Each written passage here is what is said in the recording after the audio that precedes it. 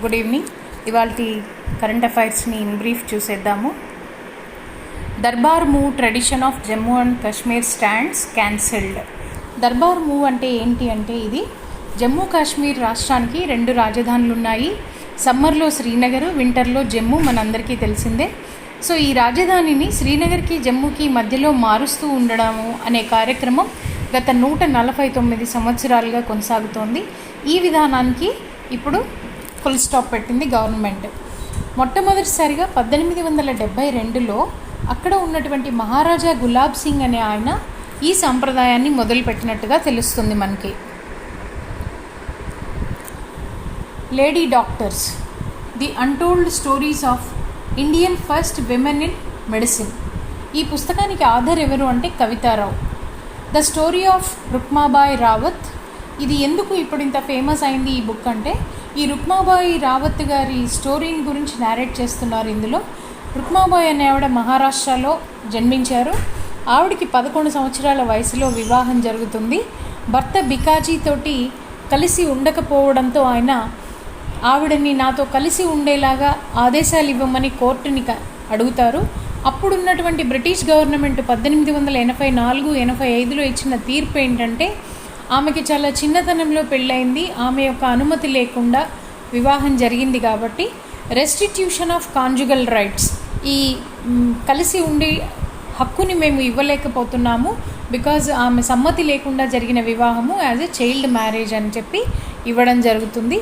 దీనివల్ల 1891లో age of consent act అనేది వచ్చిందనమాట. అంటే పెళ్ళికి సమ్మతి తెలియాలి, కొంత వయసు వచ్చే వరకు కూడా వారికి వివాహం చేయకుండా ఉండాలి, మినిమం ఏజ్ అనే దాన్ని ఎస్టాబ్లిష్ చేయడం జరిగింది. She was an Indian physician and feminist. ఈవిడది చైల్డ్ మ్యారేజ్ కేసు ఇందాక మనం అనుకున్నాం కదా, 1884 నుంచి 88 వరకు నిరాటంకంగా అప్పీల్స్ అన్నీ జరిగి చివరికి ఆవిడ యొక్క మ్యారేజ్ని డిజాల్వ్ చేయడం జరిగింది. Max Verstappen wins Formula 1 Austrian Grand Prix 2021. Max Verstappen అనే ఆయన రెడ్ బుల్స్ టీమ్ని రిప్రజెంట్ చేస్తున్నారు. ఈయన ప్రస్తుతం జరుగుతున్నటువంటి ఫార్ములా 21 9th రేస్ ఏదైతే జరిగిందో అది ఆస్ట్రియన్ గ్రాండ్ ప్రిక్స్, దానిలో ఛాంపియన్గా నిలిచారనమాట. అయితే అసలు ఒక ఫార్ములా 1 సీజన్లో ఎన్ని మ్యాచెస్ ఉంటాయి, ఎన్ని రేసెస్ జరుగుతాయి? సీజన్ 2021కి వచ్చేసరికి ఈ సంవత్సరం మొత్తం 23 రేసులు జరగాలి. మొట్టమొదటి రేస్ ఎప్పుడు జరిగింది అంటే మార్చి 28 బెహ్రైన్లో జరిగింది. లాస్ట్ రేస్ ఈ ఇయర్ ఎప్పుడు జరుగుతుంది అంటే డిసెంబర్ 12 అబుదాబీలో జరుగుతుంది. ఇప్పుడు జరిగింది 9th రేస్. ఇకపోతే ఫార్ములా 1 రేస్లో what is the meaning of the word formula? ఇక్కడ డ్రైవర్స్ ఈ ఆటోమొబైల్ రేసింగ్లో ఏవైతే రూల్స్ అండ్ రెగ్యులేషన్స్ ఫాలో అవ్వాలో ఆ కోడ్ని ఫార్ములా అని అంటారు. Hence the name formula 1 race. Mithali Raj Indian cricket captain, women కేటగిరీలో. ఈవిడ అరుదైనటువంటి మైల్ స్టోన్ రీచ్ అయ్యారు. 10,277 పరుగుల్ని రీచ్ అయ్యారు. ఇలా రీచ్ అవ్వడంతో ఇప్పటి వరకు ఈ రికార్డు చార్లెట్ ఎడ్వర్డ్స్ అనేటటువంటి ఇంగ్లాండ్ విమెన్ క్రికెటర్ పేరు మీద ఉన్న దాన్ని అధిగమించడం జరిగింది. ఎడ్వర్డ్స్ యొక్క రన్ ఎన్ని అంటే 10,273, అంటే 4 రన్నులు అధికంగా సాధించడం ద్వారా మిథాలీ ఈ రికార్డును సాధించగలిగారు. ఈవిడ సాధించిన 10,277 ఎందులో సాధించారంటే, వన్డే ఇంటర్నేషనల్స్లో 7,244, T20స్లో 2,364, టెస్ట్ సిరీస్లో 669.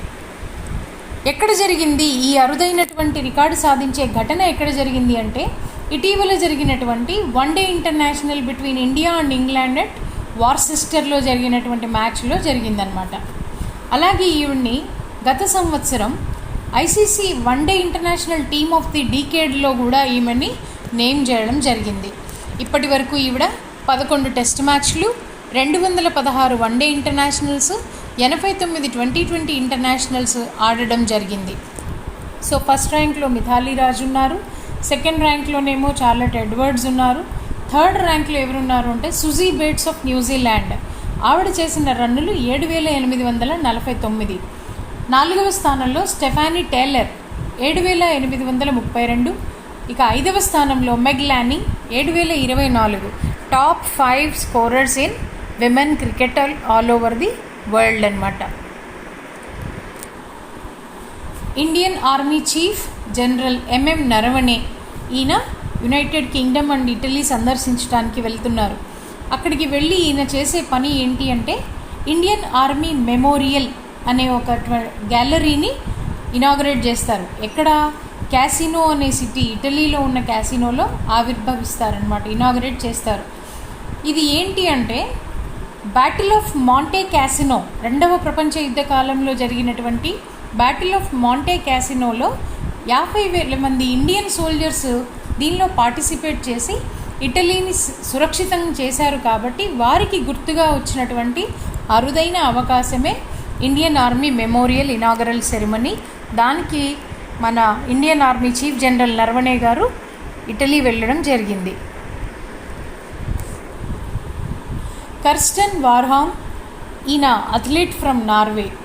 ఈయన ఏం చేశారు అంటే 400 మీటర్ల హర్డిల్స్లో ఇప్పటి వరకు ఉన్నటువంటి ప్రపంచ రికార్డుని తిరగరాశారు. సో ఇప్పటి వరకు ఉన్నటువంటి ప్రపంచ రికార్డు ఎంత అంటే 46.78 సెకండ్లు. ఇది 1992లో బార్సిలోనా ఒలింపిక్స్లో ఎస్టాబ్లిష్ అయిందనమాట. అది ఎవరి పేరు మీద ఉంది ఈ రికార్డ్ అంటే కెవిన్ యంగ్ అనేటటువంటి హర్డ్లర్, అమెరికాకి చెందినటువంటి హర్డిల్స్ చేసే వ్యక్తి పైన ఉంది. 29 సంవత్సరాలుగా ఈ రికార్డు ఇలాగే ఉంది. అయితే రీసెంట్గా నార్వేలోని ఓస్లోలో జరిగినటువంటి బిస్లెట్ గేమ్స్లో ఈ రికార్డుని తిరిగి రాయడం జరిగింది. ఎంత టైంలో ఈయన సాధించారు అంటే 46.70 సెకండ్లు, అంటే 8 సెకండ్లు తక్కువ కాలంలోనే ఈయన ఈ హర్డిల్స్ని క్రాస్ చేయగలిగారు. సో కార్స్టన్ వార్హామ్ ఈయన he broke the world record of 400 meter hurdles. 10 meter bridging system. సాధారణంగా మిలిటరీ వాళ్ళు వెహికల్స్ ఇంటీరియరు హింటర్లాండ్కి వెళ్ళేటప్పుడు కొన్ని సందర్భాల్లో వీళ్ళే వాళ్ళ బ్రిడ్జెస్ని కూడా తీసుకెళ్ళి వాటి సహాయంతో ఈ ట్రూప్స్లో వెళ్ళే వెహికల్స్ అన్నీ నిరాఘాతంగా ముందుకు సాగుతూ ఉంటాయి. అలాగే వీళ్ళు డెవలప్ చేసుకున్న బ్రిడ్జెస్లో కొత్తగా డెవలప్ చేసుకుంది ఏది అంటే 10 మీటర్ల పొడుగు ఉన్నటువంటి బ్రిడ్జ్, 4 మీటర్ల వెడల్పు, 10 మీటర్ల పొడుగు. ఇది ఎవరు తయారు చేశారు అంటే డిఆర్డిఓ వాళ్ళు, defence research and development organisation వాళ్ళు డెవలప్ చేశారు. 12 షార్ట్ స్పాన్ బ్రిడ్జింగ్ సిస్టమ్స్, 12 సిస్టమ్స్ని తయారు చేశారు in collaboration with Larsen and Toubro. ఇది మ్యాక్సిమము గ్యాప్ ఎక్కడైనా రోడ్కి మధ్యలో కానీ సమ్ పాసేజ్లలో ఒక 9.5 మీటర్ల పొడుగున్న గ్యాప్ ఏదైనా ఉన్న చోట ఈ బ్రిడ్జిని ప్లేస్ చేసుకుని వీళ్ళ వెహికల్స్ పాస్ అయిపోవచ్చు. Coming to DRDO chairman Satish Reddy గారు, హెడ్ క్వార్టర్ న్యూఢిల్లీ, ఎస్టాబ్లిష్ అయిన సంవత్సరం 1958. RBI announced a change in government securities auction methodology. Government సెక్యూరిటీస్ని ఆప్షన్ వేసే విధానంలో మార్పులు తీసుకొచ్చారు. అసలు గవర్నమెంట్ సెక్యూరిటీస్ని ఎందుకు ఆప్షన్ వేస్తారు? సో గవర్నమెంట్కి డబ్బులు అవసరమైనప్పుడు తన యొక్క సెక్యూరిటీస్ని ఓపెన్ మార్కెట్లో ఆప్షన్ వేలం వేసి మనీ రాబట్టుకుని ప్రోగ్రామ్స్ని ఇంప్లిమెంట్ చేస్తుంది. ఇదంతా ఎవరు చేస్తారు అంటే రిజర్వ్ బ్యాంక్ ఆఫ్ ఇండియా చేస్తారు. సో ఇందులో government securities of tenure, different tenure ఉంటాయి. ఫర్ ఎగ్జాంపుల్ ఇక్కడ 2 రకాల రూల్స్ ఇచ్చారు, చూద్దాం. Securities of 10 or 2 years, 3 years, 5 year, 10 year and 14 year వరకు ఉన్న వాటిని ఫ్లోటింగ్ రేట్ బాండ్స్ అంటాము. వీటిని ఎలా ఆప్షన్ వేసే విధానంలో తీసుకొచ్చిన తేడా ఏంటి అంటే they will be auctioned under uniform price auction method. Uniform price auction method అంటే అర్థం ఏంటంటే ఈ వేలంపాటలో పార్టిసిపేట్ చేయడానికి వచ్చేటటువంటి బిడ్డర్స్ ఎవరైనా సరే వీళ్ళు ఆర్బీఐ చెప్పేటటువంటి minimum cut off price of the option, minimum ఇంత ప్రైస్ అనేది కట్ ఆఫ్ ప్రైస్గా నిర్ణయిస్తారు. ఆ రేటుకి అందరికీ యూనిఫామ్గా ఇవ్వబడుతుంది. బిడ్డరు దీనికంటే ఎక్కువ కోట్ చేశాడా, కట్ ఆఫ్ రేట్ కంటే తక్కువ కోట్ చేశాడా అని కాకుండా ఎవరెవరైతే ఆప్షన్లో పార్టిసిపేట్ చేస్తారో వాళ్ళందరికీ ఒకే రేటు ప్రకారము ఆ కట్ ఆఫ్ రేటు నిర్ణయించిన మేరకు సెక్యూరిటీస్ అలొకేషన్ అనేది జరుగుతుంది. That is called uniform price auction method. ఇకపోతే 30 years and 40 years టెన్యూర్ ఉన్నవి కనుక సెక్యూరిటీస్ వేలం వేసేటట్లయితే మల్టిపుల్ ప్రైస్ బేస్డ్ ఆప్షన్స్ అంటే ఏ బిడ్డరు ఎంతకైతే కోట్ చేస్తాడో ఆ రేటుకే అమ్ముతారు. ఇక్కడ కట్ ఆఫ్ ప్రైస్ అనేది సెట్ చేయడం అనేది ఉండదు. కాబట్టి మల్టిపుల్ ప్రైస్ ఆప్షన్స్కి సేల్ చేస్తారు 30-40 ఇయర్స్ టెన్యూర్ ఉన్నటువంటి సెక్యూరిటీస్ని.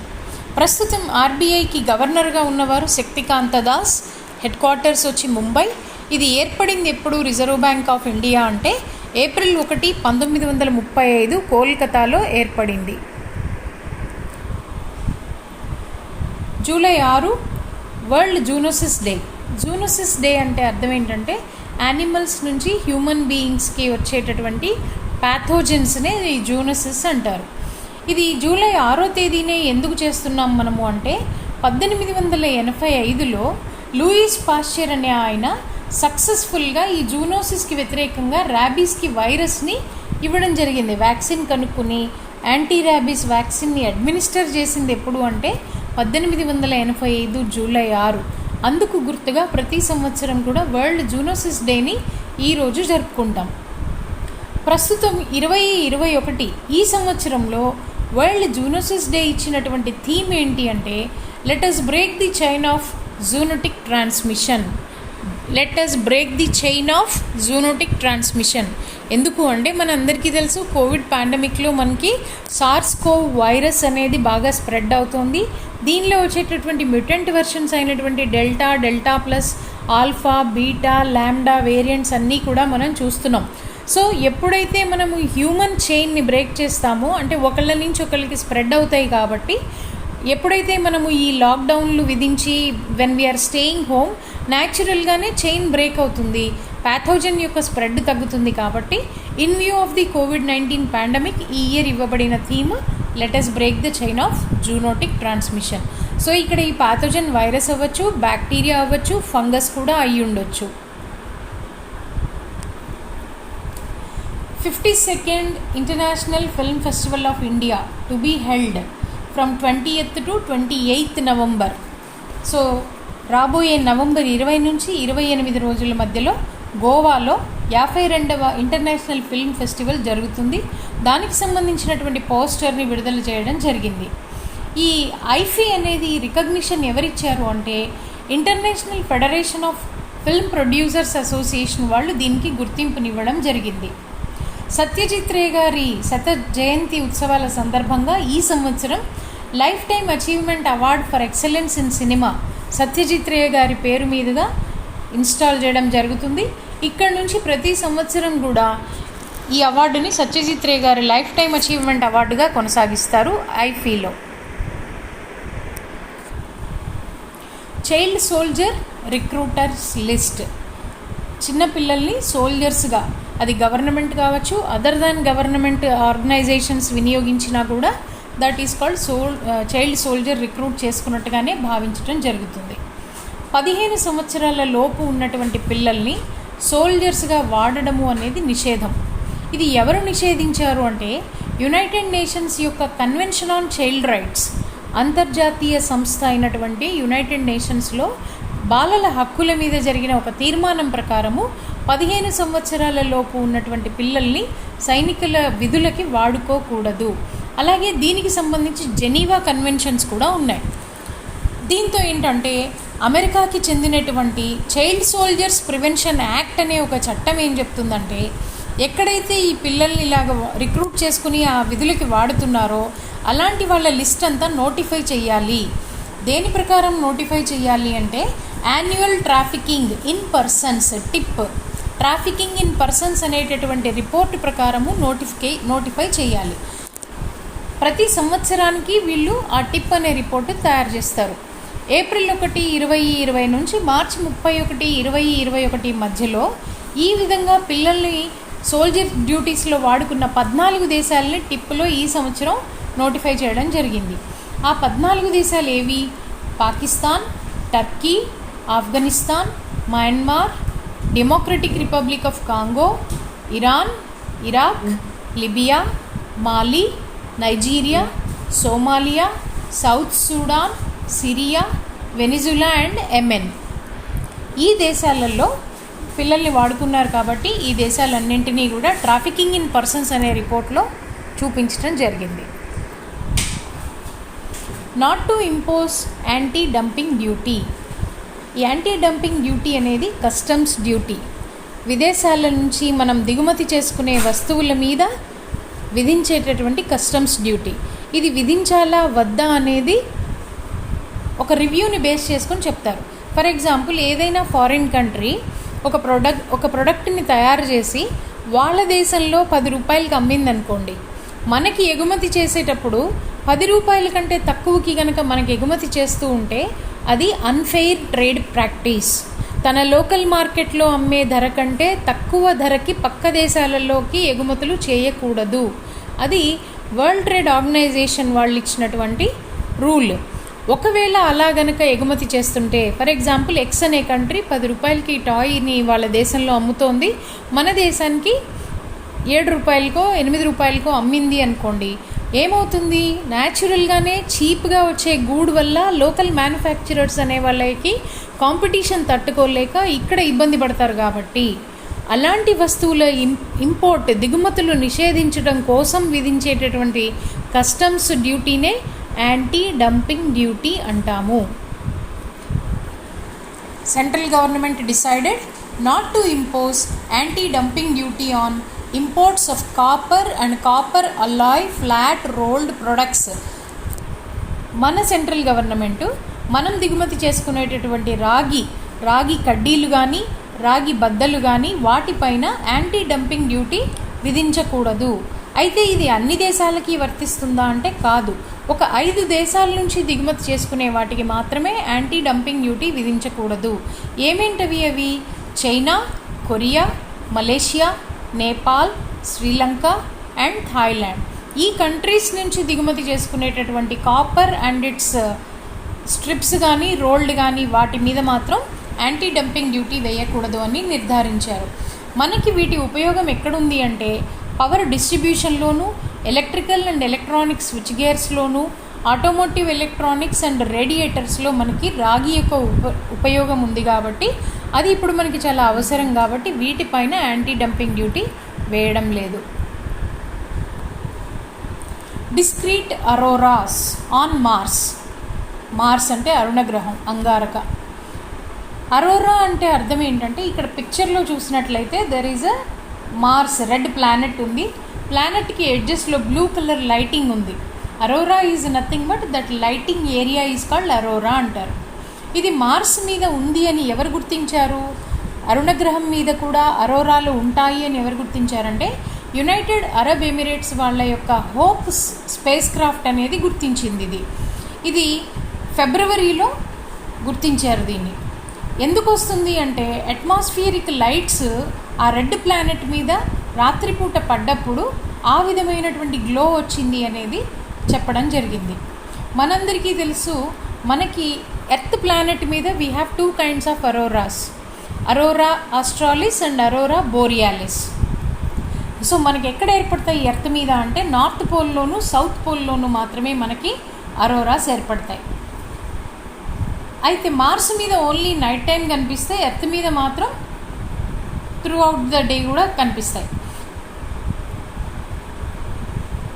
Let us see aurora borealis. ఇది ఉత్తర ధ్రువం మీద నార్దర్న్ లైట్ లేదా నార్దర్న్ అరోరా అని పిలుస్తాము. అరోరా బోరియాలిస్ ఏర్పడతాయి. ఇవి ఏ ఏ దేశాల్లో మనకు ముఖ్యంగా కనిపిస్తాయంటే Alaska, Canada, Iceland, Greenland, Norway, Sweden and ఫిన్లాండ్లో మనం అరోరా బోరియాలిస్ని చూడొచ్చు. ఇకపోతే సదరన్ సైడ్ సౌత్ పోల్లో అరోరా ఆస్ట్రాలిస్ అనే దాన్ని చూడొచ్చు. అవి New Zealand, Australia, Antarctica, Chile and Argentina దేశాల్లో మనం అరోరా ఆస్ట్రాలిస్ని మనం చూడొచ్చు. King cobra spotted in Tillari reserve. మనందరికీ తెలుసు, చాలా ఫేమస్ ఈ కింగ్ కోబ్రా. ఎందుకు అంటే కేవలం దీనికి మాత్రమే ఉంది. గుడ్లు పెట్టి అవి పిల్లలు అయ్యే వరకు వాటికి ఒక గూడు కట్టి చూసుకునే నేచర్ దేనికి ఉంది అంటే ఓన్లీ కింగ్ కోబ్రాకే ఉంది. అలాగే ప్రపంచంలో అతి పొడవైనటువంటి విషపూరితమైన పాము ఏది అంటే కింగ్ కోబ్రా. ఓఫియోఫాగస్ హన్నా అనేది దీని యొక్క నేమ్. ఇది రీసెంట్గా ఎక్కడ కనిపించింది అంటే మహారాష్ట్రలో ఉన్నటువంటి తిల్లారి అనే రిజర్వ్ ఏరియాలో కనిపించింది. ఈ తిల్లారి అనేది సింధుదుర్గ్ జిల్లాలో ఉంది. మహారాష్ట్ర గవర్నమెంటు ఈ తిల్లారి అనే దానిని కన్జర్వేటివ్ రిజర్వ్గా ఎప్పుడు డిక్లేర్ చేసింది? 29.53 చదరపు కిలోమీటర్లు ఉన్నటువంటి దోడామార్గ్ ఫారెస్ట్ రేంజ్లో సింధుదుర్గ్ జిల్లాలో ఉన్నటువంటి ఈ ప్రాంతాన్ని తిల్లారి కన్జర్వేషన్ రిజర్వ్గా నోటిఫై చేసింది. ఈ తిల్లారి అనేది ఆ రాష్ట్రంలో 7th వైల్డ్ లైఫ్ కారిడార్ అంటే అర్థం ఏంటంటే ఈ జంతువులు అవి హ్యాబిటాట్గా ఫ్రీక్వెంట్గా తిరుగుతూ ఉంటాయి, దాన్ని కారిడార్ అంటామన్నమాట. It is the 7th wild life corridor in Maharashtra, declared as conservation reserve కింద డిక్లేర్ అయింది. వేటికి కారిడార్ ఇది అంటే అక్కడ తిరిగేటటువంటి టైగర్స్కి, ఎలిఫెంట్స్కి కారిడార్. ఏ ఏ రాష్ట్రాల సరిహద్దుల్లో ఇవి తిరుగుతున్నాయి ఈ ఎలిఫెంట్స్ కానీ టైగర్స్ కానీ అంటే గోవా, కర్ణాటక, మహారాష్ట్ర ఏరియాస్ని కలుపుతూ తిరుగుతున్నాయి కాబట్టి that is called the wild life corridor. ఇక్కడ ఈ ప్రాంతంలో కవర్ అవుతున్నటువంటి ఏవేవి కవర్ అవుతాయంటే Mhadei sanctuary in Goa and Bhimgad in Karnataka. అలాగే మహారాష్ట్ర మొత్తం మీద 62 కన్జర్వేషన్ రిజర్వులు ఉన్నాయి. దానిలో 13 కేవలం వెస్ట్రన్ ఘాట్స్లోనే ఉన్నాయి. ఇప్పుడు మనం మాట్లాడుకున్నటువంటి ఈ తిల్లారి కన్జర్వేషన్ రిజర్వ్ ఏదైతే ఉందో, ఎక్కడైతే ఈ కింగ్ కోబ్రాని మనం ఐడెంటిఫై చేశారో ఇది వెస్ట్రన్ ఘాట్స్లో ఉంది. మిశ్రీ వెరైటీ ఆఫ్ చెర్రీస్లో ఒక వెరైటీ మిశ్రీ. ఇది ఎక్కడ పండించారు అంటే కశ్మీర్ వ్యాలీలో పండించారు. అక్కడి నుంచి దుబాయ్కి ఎగుమతి చేయడం జరిగింది. ఇక్కడ కశ్మీర్లో పండించేటటువంటి వెరైటీస్ ఆఫ్ చెర్రీస్ ఏమేమి ఉన్నాయి అనేది చూడండి. Double, Makhmali, Mishri and Italy. Cherries 4 రకాల చెర్రీస్ పండిస్తారట కశ్మీర్లో. Double, Makhmali, Mishri and Italy. అలాగే మన దేశం ప్రొడ్యూస్ చేసేటటువంటి చెర్రీస్లో 95% చెర్రీస్ జమ్మూ కాశ్మీర్లోనే ఉత్పత్తి జరుగుతూ ఉంటుంది. ఇవి కేవలం టేస్ట్ పరంగానే కాదు, దీనిలో vitamins, minerals and plant compounds ఉంటాయి. వీటి వల్ల ఆరోగ్యపరమైనటువంటి బెనిఫిట్స్ కూడా చాలా ఉన్నాయి ఈ మిశ్రీ కైండ్ ఆఫ్ చెర్రీస్లో అని చెప్పడం జరిగింది. కశ్మీర్ నుంచి దుబాయ్కి ఎక్స్పోర్ట్ చేయడంలో ఎపెడా వారు సహాయపడ్డారు. Brand ambassador of Khadi Prakritik paint అనే దానికి బ్రాండ్ అంబాసిడర్గా ఎవరు నియమించబడ్డారు? ఎంఎస్ఎంఈ మినిస్టర్ నితిన్ గడ్కరీ గారు బ్రాండ్ అంబాసిడర్గా నియమించబడ్డారు. దేనికి brand ambassador? Khadi Prakritik paint. అసలు ఇది అంటే ఏంటి అంటే ఆవు పేడ నుంచి తయారు చేయబడ్డటువంటి ఒక రంగు ఇది ఎక్కడ ఉంది? ఈ యూనిట్ కొత్తగా ఇవాళ లాంచ్ చేసినటువంటి యూనిట్ ఎక్కడ అంటే రాజస్థాన్లో జైపూర్లో ఈ యూనిట్ని చేయడం జరిగింది. This new plant has been set up on the campus of Kumarappa national handmade paper institute జైపూర్లో ఉంది. KNHPI Kumarappa national handmade paper institute జైపూర్లో ఈ ఖాదీ ప్రాకృతిక్ పెయింట్ తయారు చేసే యూనిట్ని ఎస్టాబ్లిష్ చేయడం జరిగింది. దీనివల్ల 8 రకాల ఉపయోగాలు ఉన్నాయట ప్రాకృతిక్ పెయింట్ వల్ల. ఏమేంటవి? Anti bacterial, anti fungal, natural, thermal insulation properties, eco friendly, non toxic, odourless and cost effective. దీని యొక్క ముఖ్య ఉద్దేశం ఇంకోటి కూడా ఏంటి అంటే గ్రామీణ ప్రాంతాల్లో రైతులకి ఉపాధి కల్పించడం ఒకటి, 2 ఈకో ఫ్రెండ్లీ పెయింట్ని తయారు చేయడం అనేది రెండో కాన్సెప్ట్. దీన్ని Pradhan Mantri employment guarantee program కింద కూడా జాయిన్ చేయడం జరిగింది ఈ ఖాదీ ప్రాకృతిక్ పెయింట్ అనే యూనిట్ని. అలాగే గీతా గోపీనాథ్ అండ్ కమలేష్ లుల్లా వీళ్ళని 2021 సంవత్సరంలో గ్రేట్ ఇమ్మిగ్రెంట్స్గా గుర్తించి అవార్డు ఇవ్వడం జరిగింది. ఈ అవార్డుని ఎవరిచ్చారు అంటే కార్నిగీ అనేటటువంటి సంస్థ, అమెరికాకి చెందిన సంస్థ వీళ్ళని అవార్డ్స్ ఇచ్చింది. ఇటీవలి కాలంలో 245వ సంవత్సరం ఇండిపెండెన్స్ డే సెలబ్రేషన్స్ అమెరికా జరుపుకున్న సందర్భంగా ఇవ్వడం జరిగింది. గీతా గోపీనాథ్ ఎవరు అంటే ఇంటర్నేషనల్ మానిటరీ ఫండ్కి సంబంధించిన చీఫ్ ఎకానమిస్ట్ ఆవిడ. అలాగే కమలేష్ లుల్లా ఎవరు అంటే ఈ సైంటిస్ట్ అసోసియేటెడ్ విత్ నాసా. మొత్తం మీద ఈ అవార్డు 34 మందికి ఈ రకంగా వెళ్ళి అక్కడ వలస వెళ్ళి న్యాచురలైజ్డ్ సిటిజన్గా ఉన్న వాళ్ళని 34 మందికి ఈ అవార్డుని ఇవ్వడం జరిగింది. ఇందులో 30 దేశాలు, ఇతర దేశాల్లో పుట్టి పెరిగిన వారందరూ కూడా ఉండడం జరిగింది. అలాగే గీతా గోపీనాథ్కి మన ఇండియన్ గవర్నమెంట్ 2019లో ప్రవాస భారతీయ సమ్మాన్ అనేటటువంటి విదేశీయులకు ఇచ్చే అత్యున్నత పురస్కారాన్ని మన దేశం ఇవ్వడం జరిగిందనమాట. సో మన దేశం నుంచి గుర్తించబడ్డ వాళ్ళల్లో గీతా గోపీనాథ్ అండ్ కమలేష్ లుల్లా ఇచ్చిన వాళ్ళు కార్నిగీ ఇన్స్టిట్యూట్ వాళ్ళు ఇచ్చారు ఫర్ దేర్ సర్వీసెస్. ఎందుకు? వలస వెళ్ళి అక్కడ ఉండి ఆ దేశాన్ని స్ట్రెంథెన్ చేయడానికి వీళ్ళు పడ్డ శ్రమకి గుర్తించి ఇవ్వడం జరిగిందనమాట. Army, Indian army is conducting different competitions. Swarnim Vijay Varsh, Swarnim అంటే స్వర్ణ జయంతి అంటే ఏంటి? 50 సంవత్సరాలు. సో ఇప్పుడు 1971 నుంచి 2021కి 50 సంవత్సరాలు ముగించుకున్న ఈవెంట్ ఏంటి అంటే బంగ్లాదేశ్ వార్ 1971 వార్ జరిగి 50 సంవత్సరాలైంది. అందుకు గుర్తుగా స్వర్ణిమ విజయవర్ష అనే కార్యక్రమంలో భాగంగా ఆన్లైన్ పెయింటింగ్ కాంపిటీషన్ ఒకదాన్ని కండక్ట్ చేస్తున్నారు. అలాగే ఆన్లైన్ స్లోగన్ కాంపిటీషన్ని కూడా కండక్ట్ చేశారు. థీమ్ ఏంటి అంటే 50 years ఆఫ్ 1971 వార్ అనేది theme. Painting must be original work of the participant అయి ఉండాలి. All Indian citizens can participate. Painting వేసేటట్లుంటే దాని size 3 feet by 2 feet size ఉండాలి. వారు URL ఏదైతే ఇచ్చారో అడ్రస్ స్వర్ణిమ విజయవర్ష _ADGP@gmail.com అనే దానికి పంపించాల్సి ఉంటుంది మీరు వేసినటువంటి పెయింటింగ్స్. జూలై 1తో మొదలయ్యి 31 ఆగస్ట్ వరకు కూడా మన ఎంట్రీస్ని మనం పంపించుకోవచ్చు. బట్ స్లోగన్ కాంపిటీషన్కి వచ్చేసరికి మే 31 తోటి గడువు అయిపోయింది.